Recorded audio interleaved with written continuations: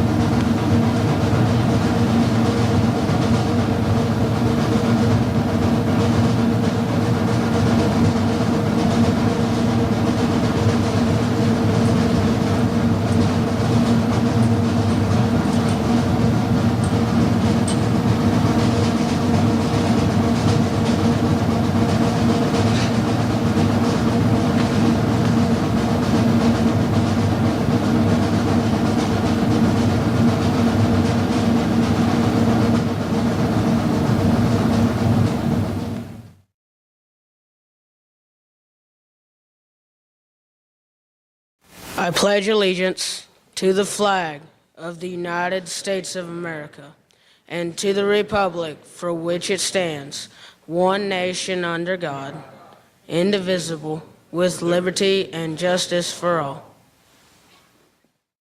Oh, say can you see why the dawn's early light was so proudly we hailed at the twilight's last gleaming, whose broad stripes and bright stars through the perilous fight for the ramparts we watched were so gallantly streaming.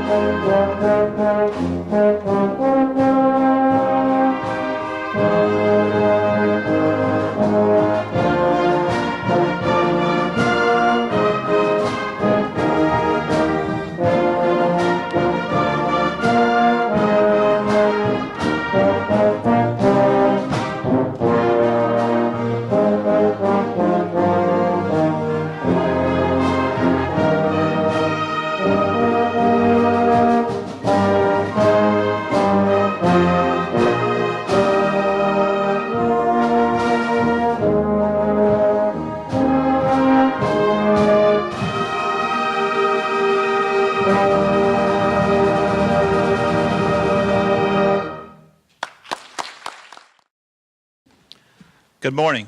I'm proud to be here today representing Bullard Chamber of Commerce. My name is John Smith. I'm blessed to be here with all these veterans who have served us so well in their service to the country. Annually, we have a Miss Armed Forces Essay Scholarship Contest, and it's held in conjunction with the Red, White, and Blue Festival we have every year. Contestants are high school seniors who enter by writing a 500-word essay that promotes patriotism and honor to our veterans for their service to the community.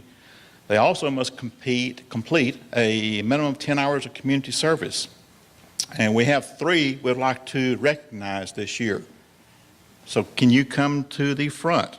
Alexis Hood, Claire Timmons, and Megan Hudson.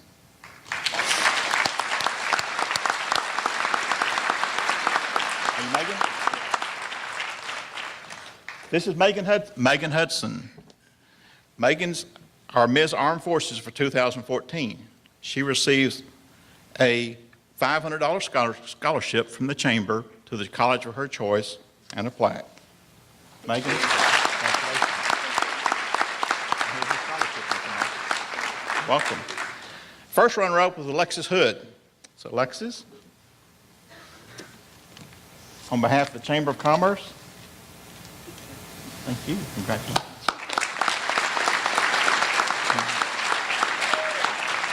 Second runner-up was Claire Timmons. Claire? That's it. And your plaque. Thank you. Congratulations to everyone who participated in this, and thank you for allowing me to attend your Veterans Day program. Thank you.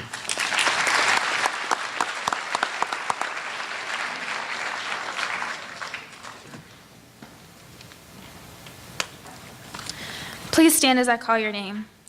Clayton Bryant, Air Force. Martin Montoya, Army.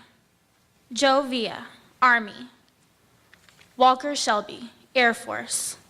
David Lindley, Navy. Bill Seidlitz, Army. Weldon Griffin, Army. Sheridan Lee, Navy. Nathan Childs, Army. Jim Wade, Navy and Marines. Don Dick, Navy. Michael McDonald, Navy and Army. Homer Rogers, Army. Mike Allen, Air Force. John B. Rawson, Air Force. Raymond Koch, U.S. Air Force. Scott Metter, Army. Chris Wilson, Army. Clyde Ray Miller, Army. Bill Griffith, Army. Dick Sawyer, U.S. Marine Corps.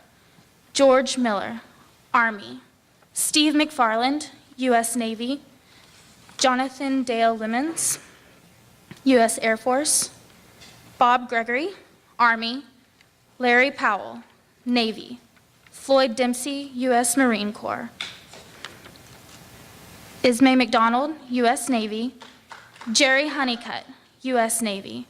Ron Keithan, U.S. Coast Guard. A.E. Woodruff, U.S. Marine Corps. Sorry about this one.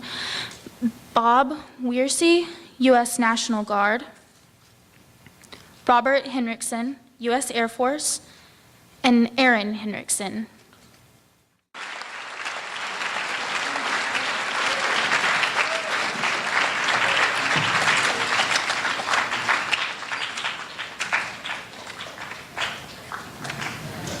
In recognition of these veterans, when we play your song, please stand, and also the families of those in support of them, will you please stand when you play your song? Salute to the Armed Forces.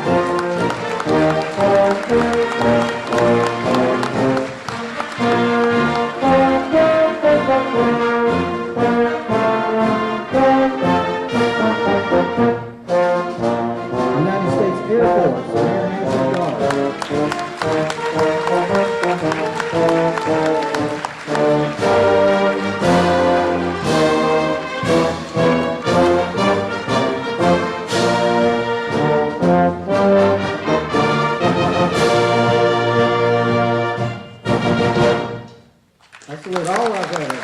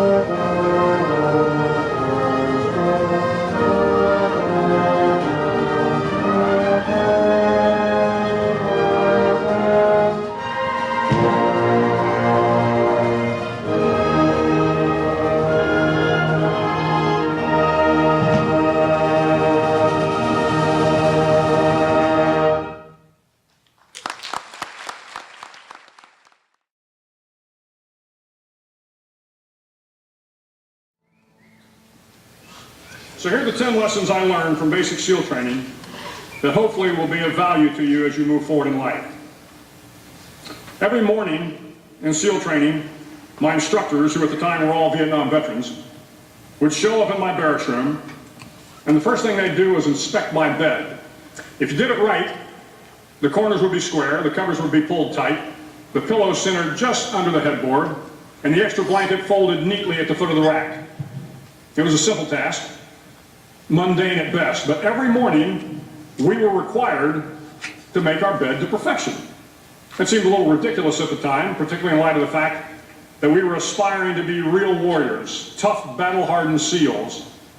But the wisdom of this simple act has been proven to me many times over. If you make your bed every morning, you will have accomplished the first task of the day. It will give you a small sense of pride, and it will encourage you to do another task, and another, and another. And by the end of the day, that one task completed will have turned into many tasks completed. Making your bed will also reinforce the fact that the little things in life matter. If you can't do the little things right, you'll never be able to do the big things right. And if by chance you have a miserable day, you will come home to a bed that is made, that you made. And a made bed gives you encouragement that tomorrow will be better. So if you want to change the world, start off by making your bed. During SEAL training, the students are all broken down into boat crews. Each crew is 7 students, 3 on each side of a small rubber boat, and 1 coxswain to help guide the dinghy. Every day your boat crew forms up on the beach and is instructed to get through the surf zone and paddle several miles down the coast. In the winter, the surf off San Diego can get to be 8 to 10 feet high, and it is exceedingly difficult to paddle through the plunging surf unless everyone digs in. Every paddle must be synchronized to the stroke count of the coxswain.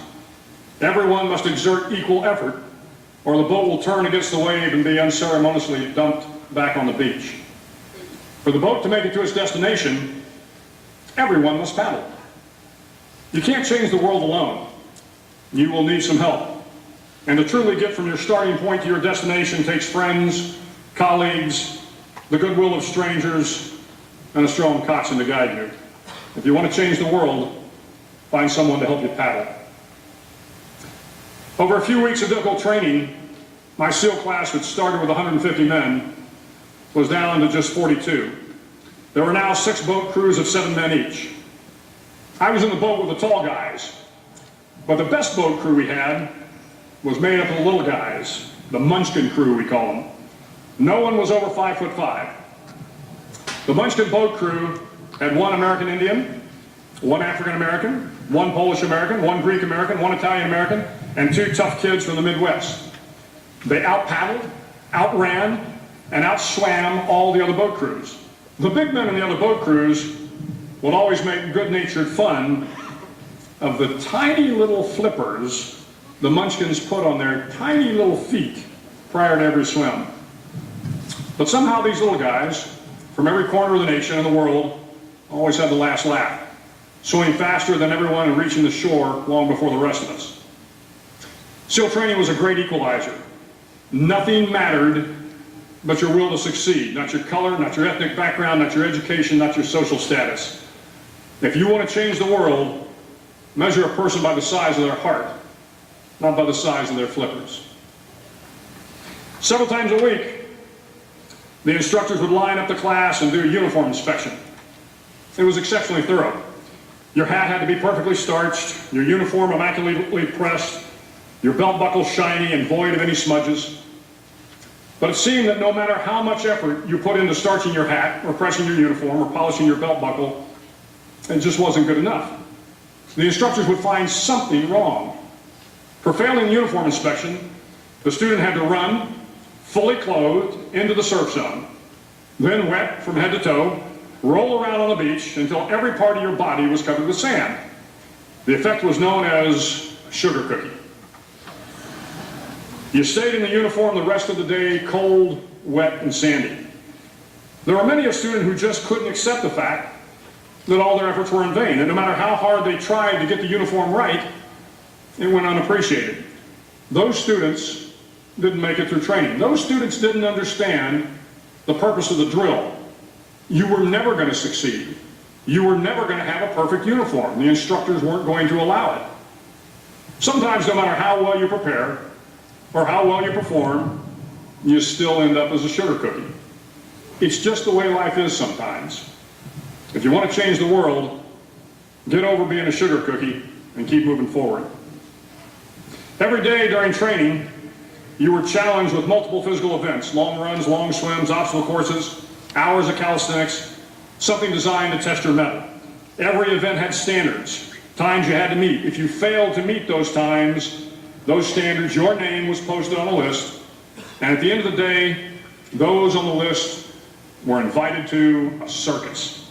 A circus was 2 hours of additional calisthenics, designed to wear you down, to break your spirit, to force you to quit. No one wanted a circus. A circus meant that for that day, you didn't measure up. A circus meant more fatigue, and more fatigue meant that the following day would be more difficult, and more circuses were likely. But at some time during SEAL training, everyone made the circus list. But an interesting thing happened to those who were constantly on the list. Over time, those students who did 2 hours of extra calisthenics got stronger and stronger. The pain of the circuses built inner strength and physical resiliency. Life is filled with circuses. You will fail. You will likely fail often. It will be painful. It will be discouraging. At times it will test you to your very core. But if you want to change the world, don't be afraid of the circuses. At least twice a week, the trainees were required to run the obstacle course. The obstacle course contained 25 obstacles, including a 10-foot wall, a 30-foot cargo net, a barbed wire crawl, to name a few. But the most challenging obstacle was the slide for life. It had a 3-level, 30-foot tower at one end and a 1-level tower at the other. In between was a 200-foot long rope. You had to climb the 3-tiered tower, and once at the top, you grabbed the rope, swung underneath the rope, and pulled yourself hand over hand until you got to the other end. The record for the obstacle course had stood for years when my class began in 1977. The record seemed unbeatable, until one day a student decided to go down the slide for life head first. Instead of swinging his body underneath the rope and inching his way down, he bravely mounted the top of the rope and thrust himself forward. It was a dangerous move. seemingly foolish and fraught with risk.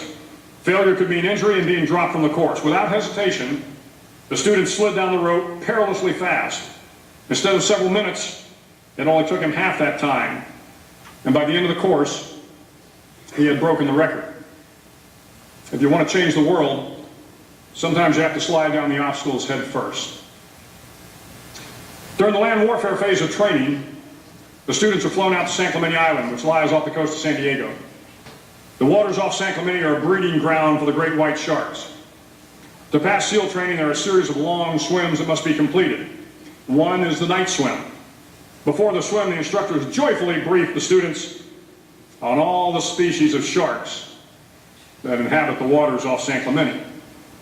They assure you, however, that no student has ever been eaten by a shark, at least not that they can remember. But you are also taught that if a shark begins to circle your position, stand your ground. Do not swim away. Do not act afraid. And if the shark, hungry for a midnight snack, darts towards you, then summons up all your strength and punch him in the snout, and he will turn and swim away. There are a lot of sharks in the world. If you hope to complete the swim, you will have to deal with them. So if you want to change the world, don't back down from the sharks. As Navy SEALs, one of our jobs is to conduct underwater attacks against enemy shipping. We practice this technique extensively during training. The ship attack mission is where a pair of SEAL divers is dropped off outside an enemy harbor and then swims well over 2 miles underwater, using nothing but a depth gauge and a compass to get to the target. During the entire swim, even well below the surface, there is some light that comes through. It is comforting to know that there is open water above you. But as you approach the ship, which is tied to a pier, the light begins to fade. The steel structure of the ship blocks the moonlight. It blocks the surrounding street lamps. It blocks all ambient light. To be successful in your mission, you have to swim under the ship and find the keel, the center line, and the deepest part of the ship. This is your objective. But the keel is also the darkest part of the ship, where you cannot see your hand in front of your face, where the noise from the ship's machinery is deafening, and where it gets to be easily disoriented, and you can fail. Every SEAL knows that under the keel, at that darkest moment of the mission, is a time when you need to be calm, when you must be calm, when you must be composed, when all your tactical skills, your physical power, and your inner strength must be brought to bear. If you want to change the world, you must be your very best in the darkest moments. The 9th week of training is referred to as Hell Week. It is 6 days of no sleep, constant physical and mental harassment, and one special day at the Mud Flats. The Mud Flats are an area between San Diego and Tijuana where the water runs off and creates the Tijuana Sloughs, a swampy patch of terrain where the mud will engulf you.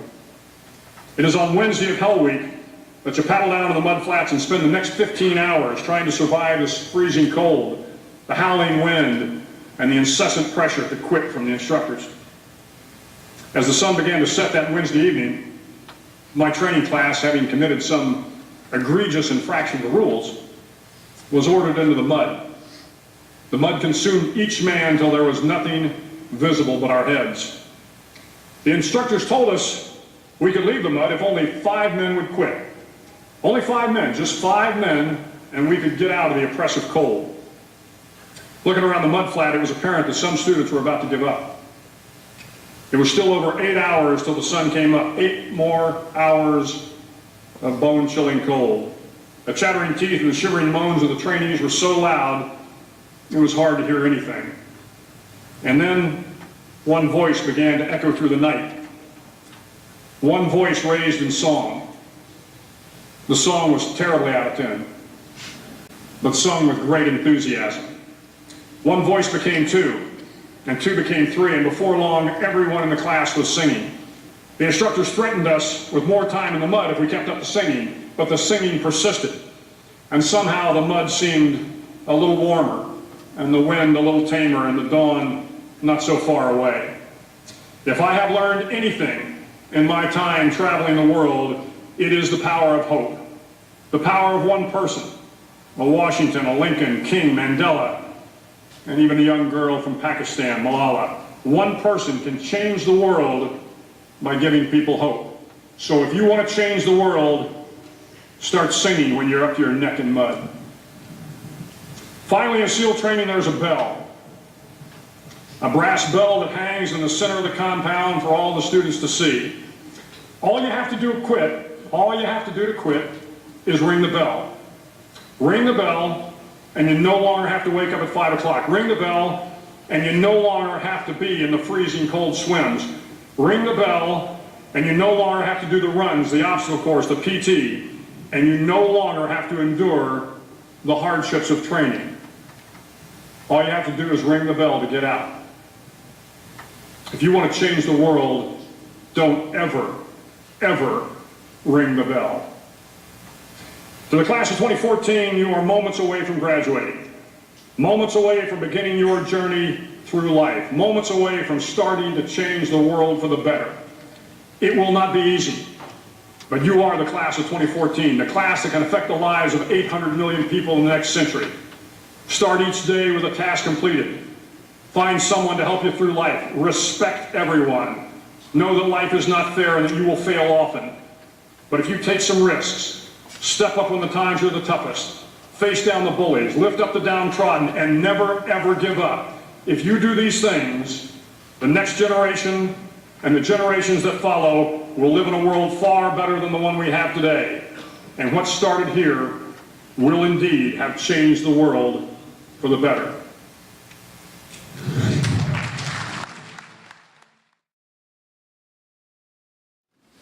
It's my privilege to introduce to you today's speaker, Specialist Third Class Bob Perry, United States Army. He was born in Palestine, Texas, and raised in Houston, Texas. He joined the United States Army in 1953 at the age of 16. He attended basic training in Fort Bliss, Texas, and advanced training at Fort Knox, Kentucky.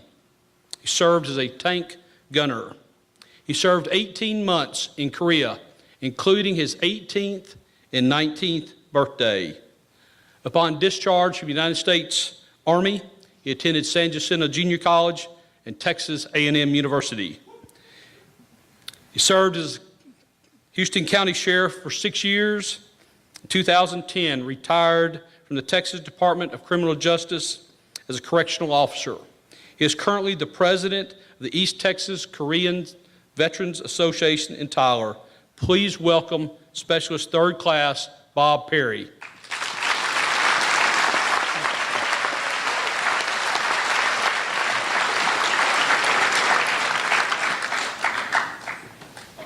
Good morning.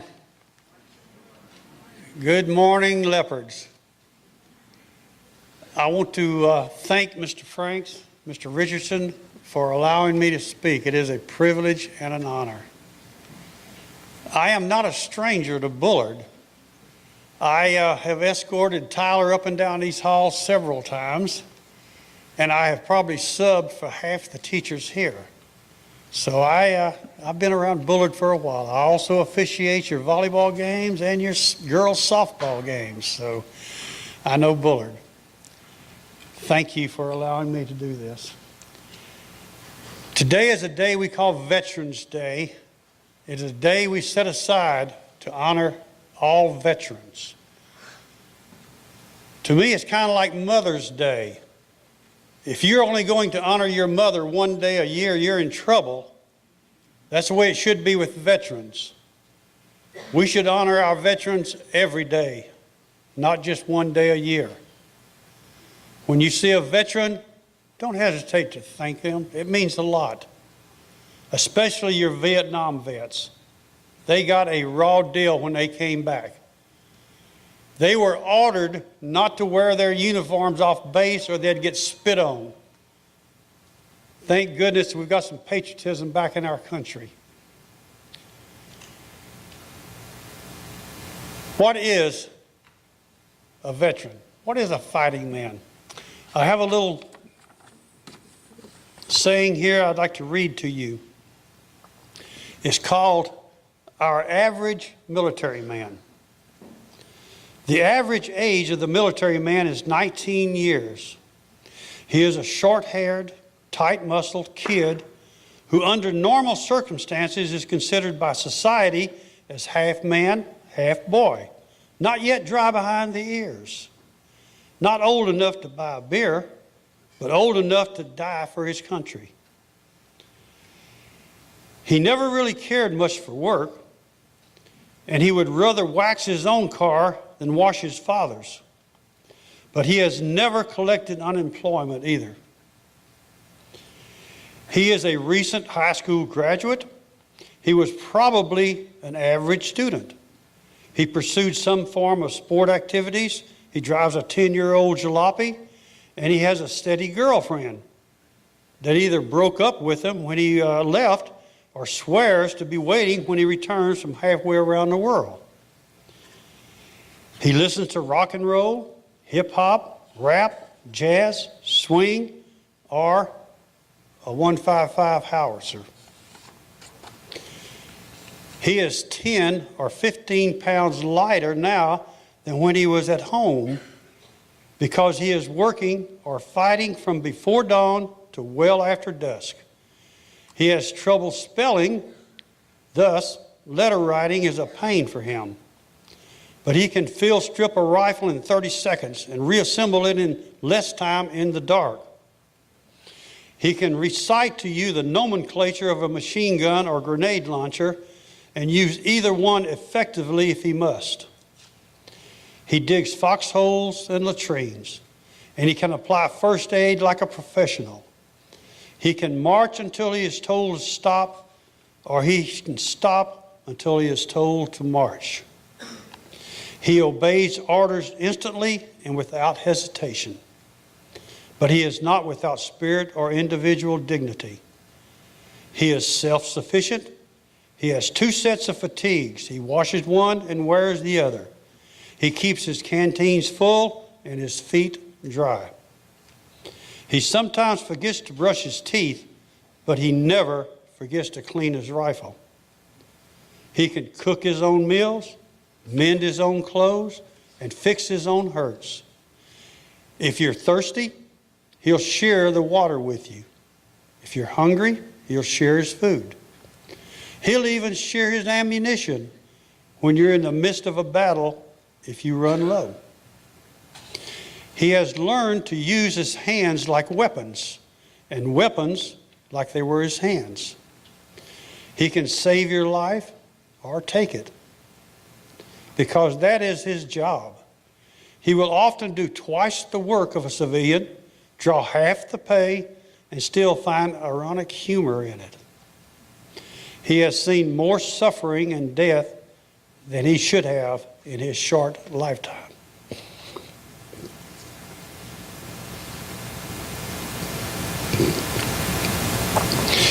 He has stood atop mountains of dead bodies and helped to create them. He has wept in public and in private for friends who have fallen in combat and is unashamed. He feels every note of the national anthem that vibrates through his body, while at rigid attention, while tempering the burning desire to square away those around him who haven't bothered to stand, remove their hat, or even stop talking. In an odd twist, day in and day out, far from home, he defends their right to be disrespectful. Just as did his father, grandfather, great-grandfather, he is paying the price for our freedom. Beardless or not, he is not a boy. He is the American fighting man that has kept this country free for over 200 years. I had the privilege of going to Korea. Like Mr. Frank said, I thought I had learned enough, so I quit school at 16 and went in the military. I didn't like taking orders, so I joined the Army. That makes a lot of sense, doesn't it? By the time I was through with basic and advanced training, I got over to Korea early part of '54. The shooting was over, so they wasn't shooting at me, but it was one messed up place. Growing up in Houston, I'd never seen snow. I got to Korea, it was 45 degrees below zero. Our tanks would freeze to the ground. I've never been in a place as cold as Korea. Anybody that served in Korea, I think that is the one thing they will tell you is how brutally cold it was in Korea. We have to ask ourselves a lot of times, was it worth it? I am here to tell you that the forgotten war, Korea, it was worth it. We lost 40,000 young men and women defending South Korea. Did we have an influence in Korea? You teachers, if you want to show the difference between a communist dictatorship and a democracy, look at North and South Korea. North Korea is a third world country. The people are literally in poverty and starving. South Korea has one of the fastest growing economies in the world. The South Korean government is extremely grateful to all veterans. They have a program called Revisit Korea, in which they pay half your airfare, and then once you're over there, everything is free. You don't pay for anything. They treat you like royalty, saying thank you. So was it worth it? South Korea thinks it was. South Korea boasts the largest Baptist, Methodist, Assembly of God churches in the world. So did we have an influence? You bet we did. Thank you for the patriotism. I'm glad to see it back in America again. Vietnam was the first war that was in our living rooms every day. And so that's when America got turned off. But I am so grateful that Mr. Franks and the rest of the people are now realizing that the freedoms that we have is because of a lot of blood and a lot of heartaches and a lot of time is a reason. The protesters during Vietnam that burnt the flags of America, they had that freedom because of veterans. And as veterans, we will continue to go where we're asked to go, do what we're asked to do, to defend the greatest country in the world. Some of you young people will be going to college pretty soon. Some of your professors may talk about how bad America is, how America is the problem. I hope you have the fortitude and the guts to stand up and say no. America is the greatest country in the world. We're the most generous, giving country there's ever been in the history. If there's a tragedy anywhere in the world, America is the first to be there with food, shelter, doctors, medicine. Whatever it takes, we will share our blessings because that's the kind of country we are. Thank you again for this privilege.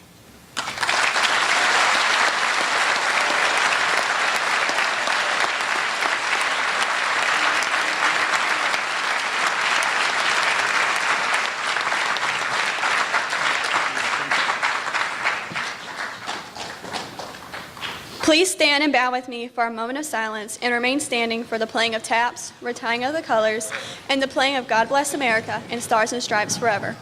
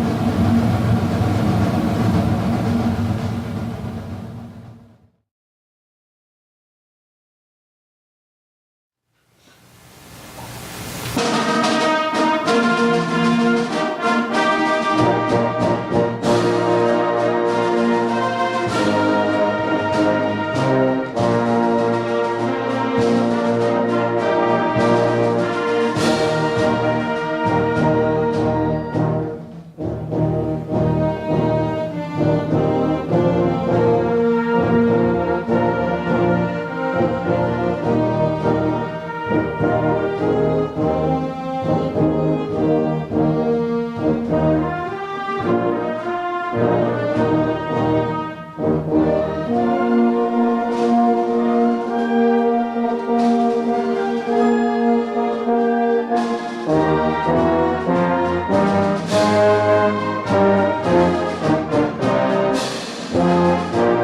all join and sing God Bless America together. God bless America. Land and love and the sun and God through the night from the mountains to the prairies to the oceans wide and far.